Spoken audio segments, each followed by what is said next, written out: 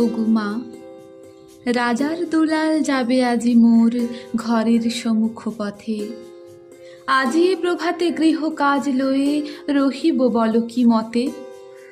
বলে দে আমায় কি করিব সাজ, কি ছাদে কবরে বেঁধে লব আজ।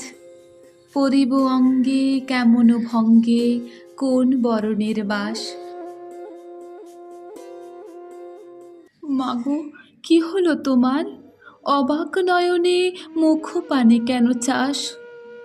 আমি দাঁড়াবো যেথায় বাতায়ন কোণে, সে চাবে না সেথা জানি তাহা মনে।